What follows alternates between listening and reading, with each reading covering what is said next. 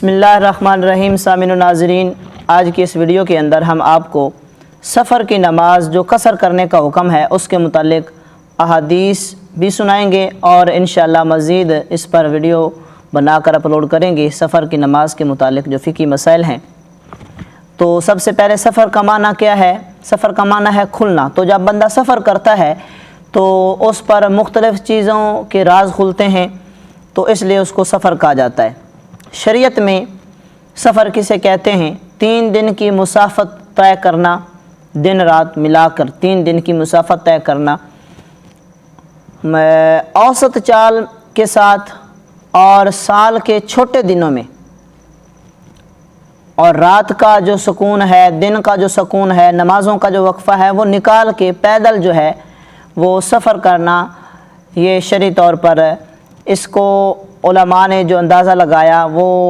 57 میل بنتے ہیں۔ تو پنجابی میں 57 میل، اور کلومیٹر کے حساب سے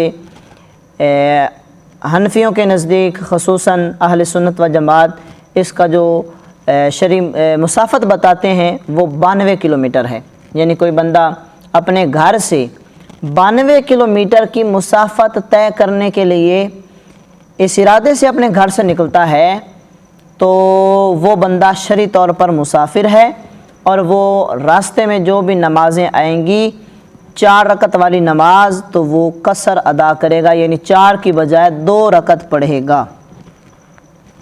تو عزیزان محترم، سب سے پہلے تو ائمہ کرام کا اس بات میں اختلاف ہے کہ قصر کی جو نماز ہے اس کی مسافت کتنی بنتی ہے، یعنی کتنی مسافت پر بندہ مسافر ہوتا ہے۔ تو میں نے آپ کو بتا دیا کہ اہل سنت و جماعت کے نزدیک 92 کلومیٹر، یعنی خصوصاً حنفیوں کے نزدیک 92 کلومیٹر کی مسافت پر جو ہے شرعی طور پر بندہ مسافر بنتا ہے اور وہ اپنی نماز کو قصر کرے گا۔ بہت سارے ہمارے حضرات کو قصر کی نماز کے احکام اور فقہی مسائل معلوم نہیں ہوتے،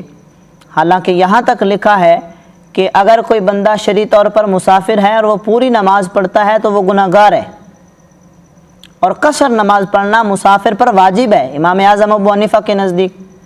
تو ہمارے بہت سارے حضرات جو ہیں وہ شرعی طور پر مسافر ہوتے ہیں، لیکن مسئلے کے علم نہ ہونے کی وجہ سے وہ اپنی نماز کو مکمل کرتے ہیں، مکمل پڑھتے ہیں، 4 رکعت والی نماز مکمل پڑھتے ہیں، تو اس وجہ سے وہ گناہ گار ہوتے ہیں۔ تو سب سے پہلے حدیث مبارکہ حضرت انس رضی اللہ تعالیٰ عنہ ارشاد فرماتے ہیں ان رسول اللہ صلی اللہ علیہ وآلہ وسلم صلی الظہر بالمدینہ 4 وصلی العصر بذی الحلیفہ، نبی پاک صلی اللہ علیہ وسلم نے مدینہ میں ظہر کی نماز 4 رکعت ادا فرمائی، اور عصر کی نماز ذی الحلیفہ کے مقام پر نبی پاک صلی اللہ علیہ وسلم نے رکعتین 2 رکعتیں ادا فرمائی۔ تو یعنی اس حدیث مبارکہ کے اندر یہ بتایا جا رہا ہے کہ نبی پاک صلی اللہ علیہ وسلم مدینہ میں حضور نے 4 رکعتیں پڑھی، اور جب حضور ذی الحلیفہ کے مقام پر پہنچے جو شہر مدینہ سے تقریباً 3 میل کے فاصلے پر ہے، تو وہاں نبی پاک صلی اللہ علیہ وسلم نے 4 کی بجائے عصر کی کتنی رکعتیں پڑھی؟ حضور نے 2 رکعتیں پڑھی۔ تو یہ حضور مدینہ سے چلے، مکہ کا ارادہ تھا، حجۃ الوداع کا یہ واقعہ ہے، تو حضور مکہ کے ارادے سے چلے تھے، اس لیے نبی پاک صلی اللہ علیہ وسلم جب شہر مدینہ سے باہر اس مقام پر پہنچے تو حضور نے اپنی نماز کو قصر فرمایا۔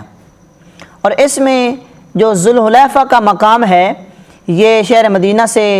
3 کلومیٹر کی مسافت پر ہے، اور ملا علی قاری فرماتے ہیں کہ یہ جو ذی الحلیفہ ہے ہوا میقات اہل مدینہ و شام، یہ اہل مدینہ اور شام کے لوگوں کا میقات ہے، ٹھیک ہے۔ اور فرماتے ہیں الان ببیر علی قال ابن حجر ذی الحلیفہ،